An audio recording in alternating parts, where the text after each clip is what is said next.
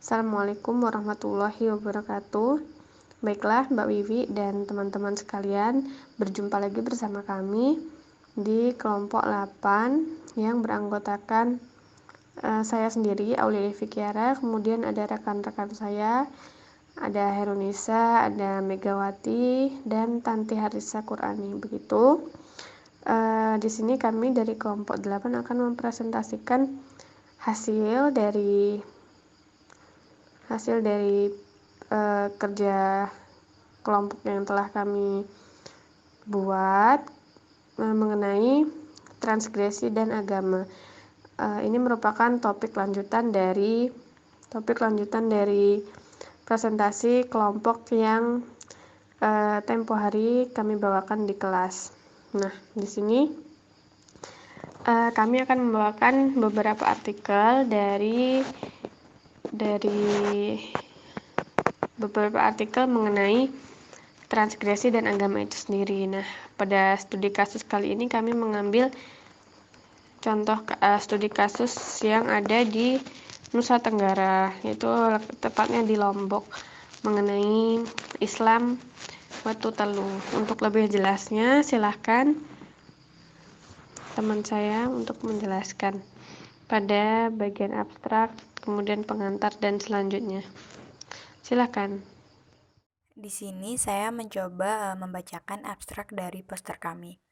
Masyarakat suku Sasak yang mayoritas beragama Islam hingga sekarang belum bisa meninggalkan tradisi dan budayanya. Di antara tradisi dan budaya ini terkadang bertentangan dengan ajaran-ajaran Islam. Tradisi dan budayanya sangat dijunjung tinggi oleh masyarakat suku Sasak tertentu, terutama tradisi Wetu Telu. Di antara tradisi Wetu Telu ini adalah keyakinan akan adanya roh-roh leluhur yang memiliki kekuatan gaib, keyakinan adanya dewa-dewi yang berkedudukan seperti Tuhan, tradisi ziarah ke makam orang-orang tertentu, melakukan upacara-upacara ritual yang bertujuan untuk persembahan kepada Tuhan atau meminta berkah serta terkabulnya permintaan tertentu. Setelah dilihat dari tradisi dan budaya tersebut, terutama dilihat dari tujuan dan tata cara melihat ritualnya, jelaslah bahwa semua itu tidak sesuai dengan ajaran Islam. Tuhan yang mereka tuju dalam keyakinan mereka jelas bukanlah Allah, melainkan dalam bentuk roh-roh leluhur atau semacamnya. Tulisan ini bertujuan untuk mengkaji bagaimana transgresi itu terjadi dalam tradisi Wetu Telu ini. Bagian selanjutnya adalah bagian kata pengantar. Nah, selanjutnya dalam bagian ini agama kita anggap sebagai suatu pesan yang dianggap transendental, yang permanen dan tidak berubah-ubah. Namun, dalam praktisnya akan sejalan dengan beragamnya interpretasi akibat perbedaan persepsi yang mengubah menjadi suatu peradaban heterogen dan dinamis. Seperti halnya pada agama Islam di Pulau Lombok. Ada dua pemahaman Islam di sana, yaitu Islam Watu Telu dan Islam Watu Lima. Islam Watu Telu dikategorikan sebagai agama Islam tradisional, sedangkan Islam Watu Lima ini sendiri dikategorikan sebagai agama Islam samawi atau agama Islam di kebanyakan. Pemahaman Islam ini dapat dikategorikan sebagai suatu hal yang tumpang tindih. Mengapa? Karena pada sebuah agama tradisional cenderung memuat nilai, konsep, dan pandangan serta praktek hingga pada suatu batas tertentu dapat ditemukan di agama samawi atau Islam secara umum itu sendiri. Agama bercampur dengan adat, namun adat sendiri belum tentu sejalan dengan agama. Hal inilah yang mengakibatkan bentuk pemahaman pada kepercayaan Islam Watu Telu melekat dengan konsepsi adat masyarakat. Dan hal inilah yang kemudian kami anggap keberadaan agama dan adat masyarakat menjadi suatu hal yang dianggap normal atau sesuai dengan suatu adat maupun justru menyimpang. Sehingga akan dibahas mengenai beberapa garis besar, yaitu 1. Bagaimana munculnya Islam Watu Telu dan proses adaptasinya dengan masyarakat adat. Yang kedua, mengapa Islam Watu Telu memiliki bentuk yang dianggap transgresi bagi Islam mayoritas atau dianggap sebagai bentuk ketidaklengkapan Islamisasi di Lombok. Nah, dalam metode penelitian yang kami gunakan, kali ini kelompok kami menggunakan metode studi literatur. Tentu kita semua mengetahui ya, studi literatur adalah serangkaian kegiatan yang berkenaan dengan metode pengumpulan data pustaka, membaca dan mencatat, serta mengelola bahan penelitian. Ini yang dikatakan oleh Z pada 2008. Nah, studi literatur sendiri adalah metode penelitian dengan mencari sumber-sumber tulisan dari hasil penelitian yang telah dilakukan sebelumnya. Jadi kami itu mengambil beberapa mengutip beberapa, membaca, kemudian mengambil studi kasus dan kemudian mempelajarinya, begitu, baik berupa dari artikel atau bab dalam buku maupun jurnal yang telah diterbitkan dengan akses terbuka, begitu. Data yang kami gunakan tentu bersifat kualitatif, sehingga kemudian pada presentasi kelompok kami kali ini tidak ada grafik maupun tabel yang kami tampilkan. Baik, selanjutnya di sini saya akan menjelaskan hasil diskusi yang telah dilakukan oleh kelompok kami mengenai judul yang kami ambil. Islam Utuh Telu sendiri merupakan segolongan minoritas dari etnis Sasak Lombok, penganut sistem kepercayaan sinkretik hasil kolaborasi antara doktrin Islam, Hindu, dan anasir animisme antropomorfisme. Selanjutnya saya akan sedikit membahas mengenai masuknya Islam ke Lombok yang dipercaya masuk sekitar abad 16 Masehi di sebuah desa yang bernama Desa Bayan. Nah, dalam perkembangannya terdapat dua teori nih. Yang pertama, Islam masuk bersamaan dengan datangnya para pedagang dari Gujarat yang datang ke Perlak, Samudra Pasai. Juga datang pula seorang mubalik dari Arab yang bernama Syekh Nurul Rashid yang kemudian dikenal dengan nama Ghaus Abdul Razak dengan tujuan berdakwah. Lalu teori kedua ini mengatakan bahwa orang yang membawa Islam masuk ke Lombok adalah Pangeran Songopati dan atau Sunan Prapen. Hal ini dibuktikan dengan fakta adanya kesamaan bahasa dan budaya Lombok dengan Jawa. Contohnya adalah dua kalimat syahadat yang diartikan dalam bahasa Jawa dan beberapa contoh lainnya. Dalam proses pembumian Islam di komunitas Sasak Desa Bayan ini bisa dikatakan cenderung bersifat penetration the Pacific. Artinya para penyiar Islam ini awalnya menyampaikan dakwahnya lebih banyak menggunakan pendekatan kondisional. Artinya ajaran-ajaran Islam yang didakwahkan ini disesuaikan dengan kondisi masyarakat setempat. Lalu seiring berjalannya waktu, proses dakwah ini dalam perkembangannya melahirkan polarisasi keberagaman suku Sasak menjadi Islam Sunni dan Islam Utuh Telu. Nah, Islam Sunni ini dipercayai merupakan kelompok yang murni, sedangkan Islam Utuh Telu merupakan kelompok yang menyimpang atau sinkretis. Mengapa? Karena sistem kepercayaan Islam Utuh Telu atau sinkretik ini merupakan hasil kolaborasi doktrin antara agama Islam, dogma Hindu, dan anasir animisme antropomorfisme. Dari 5 rukun Islam yang ada, penganut Islam Utuh Telu ini hanya menjalani 3 rukun Islam, yaitu ada syahadat, sholat, dan juga puasa. Selain itu, terdapat fakta lain yang mengatakan bahwa penganut Islam Utuh Telu ini memahami Islam melalui 3 prinsip dasar, diantaranya ada dilahirkan atau menganak, penetasan atau mentelok, dan pertumbuhan atau mentiok.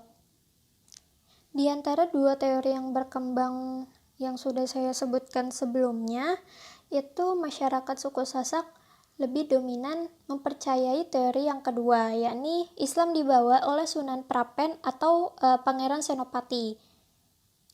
Diceritakan bahwa Sunan Prapen atau Pangeran Songopati ini memiliki 2 orang putra yang bernama Nur Cahya si sulung dan Nur Sada si bungsu. Nah, si Nur Cahya ini mengembangkan agama Islam sebagaimana yang diajarkan oleh Nabi Muhammad SAW. Sedangkan Nur Sada si bungsu ini mengembangkan dan melestarikan adat istiadat sedemikian rupa sehingga sesuai dengan ajaran dan ketentuan-ketentuan agama Islam. Nah, ini merupakan cikal bakal berkembangnya ajaran Islam Watu Telu. Seiring berjalannya waktu, kedua putra pangeran itu, yakni Nur Cahya dan Nur Sada, mendapat pengikut yang banyak.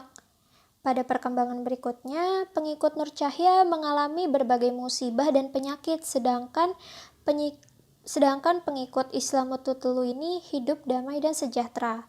Nah, melihat pengikutnya, Nur Cahya datang kepada adiknya agar menolong pengikutnya supaya terhindar dari malapetaka tersebut. Lalu disepakatilah suatu kesepakatan yang mengatakan bahwa Nur Sada ini sanggup menolong kakaknya dengan suatu syarat agar seluruh pengikutnya beralih mengikuti ajaran Nur Sada. Nah, pada saat itu, penganut Islam Watu Telu semakin banyak. Ajaran agama Islam yang diajarkan oleh para kiai menurut masyarakat setempat ini tidak pernah memberikan interpretasi baru terhadap ajaran yang diberikan. Nah, hal ini membuat masyarakat merasa bahwa kiai itu tidak mampu memberi penafsiran tentang ajarannya. Nah, ini berdampak pada keberagaman agama Islam yang mengalami stagnasi. Nah, hal ini menjadi celah bagi penguasa Hindu atau disebutkan pendeta dan Kian Nirarta dari kasta Brahmana yang diutus oleh Raja Bali untuk menyebarkan agama Hindu di suku Sasak. Nah, pendeta ini mencoba meramu atau mengkombinasikan antara ajaran Islam, Hindu, dan sistem kepercayaan lama menjadi satu, atau yang disebut Islam Watu Telu. Dari segi doktrinal, Islam membawa pesan-pesan transendental yang permanen dan tidak berubah-ubah. Namun ketika pesan-pesan transendental tersebut sampai ke tataran praksis komunitas umatnya, maka warna Islam bisa beragam sejalan dengan beragamnya interpretasi akibat perbedaan persepsi. Perbedaan interpretasi beserta segala konsekuensinya itu belakangan membentuk sebuah peradaban Islam yang sangat heterogen dan dinamis, sesuai dengan dimensi ruang dan waktu. Nah, dengan demikian, Islam harus dilihat sebagai sebuah sistem dialektis yang meliputi aspek idealitas dan realitas yang mencakup dimensi kepercayaan yang berupa tauhid dan dapat diimplementasikan ke dalam dimensi praksis yang meliputi ritual, budaya, dan tradisi maupun tradisi keislaman lainnya. Nah, ada pun fenomena ritual keagamaan yang banyak bercampur dengan tradisi lokal tidak dapat disangkal lagi.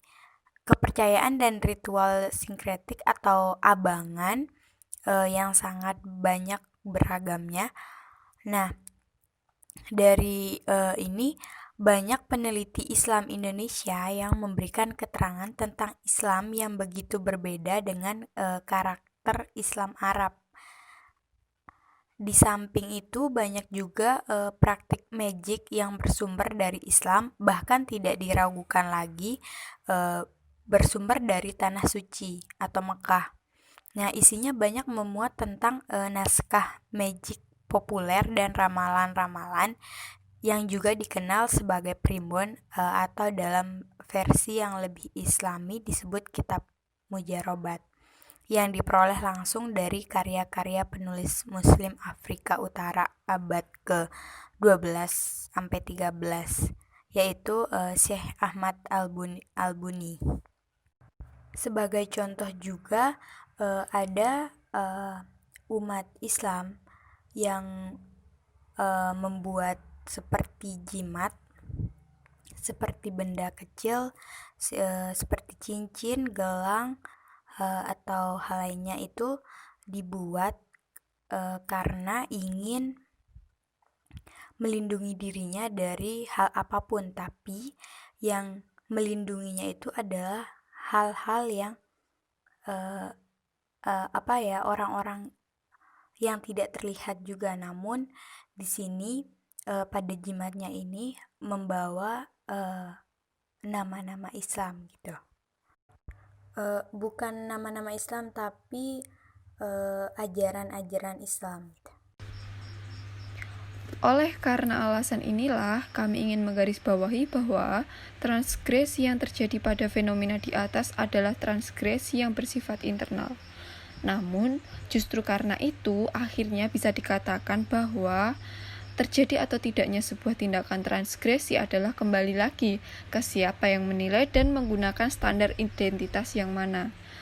Dalam hal ini, kebetulan kami menyoroti fenomena sosial yang ada di Lombok dengan Islam Batu Telu yang mereka miliki. Pada akhirnya, masyarakat yang tinggal di sana dan juga menjalani hal ini menganggap wajar terhadap apa yang mereka yakini dan lakukan yang merupakan hal yang tidak melanggar batas di suatu masyarakatnya.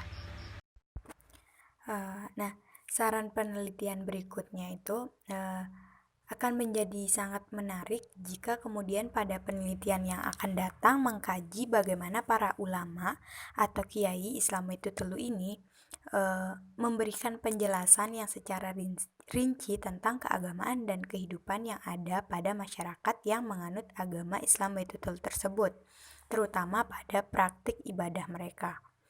Selain agar banyak masyarakat luas yang mengetahuinya, tentu hal ini bisa menjadi topik penelitian yang sangat menarik. Bagaimana mengomparasikan agama Islam yang digabungkan dengan adat masyarakat setempat. Sebab yang diketahui selama ini hanyalah adanya Islam kejawen. Bahkan, topik penelitian bisa melebar kepada semua fenomena semacam ini yang ada di seluruh Indonesia. Nah, sampai kita pada bagian akhir dari presentasi kami kali ini. Pada bagian referensi, di sini terdapat beberapa sumber bacaan yang kami gunakan dalam menyusun penelitian kelompok kami kali ini. Selain dari sumber yang telah tertera pada masing-masing gambar, di sini kami menggunakan 2 artikel begitu atau 2 tulisan yang sama-sama membahas bagaimana Islam Batu Telu ini yang ada di Lombok. Namun keduanya memiliki perbedaan topik sehingga saling melengkapi begitu. Nah, mungkin hanya ini yang bisa kami sampaikan kepada Mbak Wiwi dan teman-teman sekalian. Silahkan jika ada pertanyaan atau ingin menanggapi dan mengkritisi atau memberikan saran, masukan, kami persilakan. Kemudian nantinya bisa kami jadikan sebagai bahan diskusi lebih lanjut. Begitu kami akhiri.